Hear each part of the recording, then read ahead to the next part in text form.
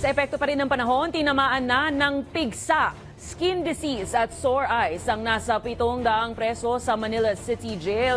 Dulot nga ng matinding init na nararanasan ngayong Abril. Ayon kay BJMP Jail Director Raul Rivera, nakikipag-ugnayan na sila sa Department of Health at nagdagdag na rin ng jail doctors para mapigilan pa ang mabilis na pagkalat ng mga sakit sa piitan.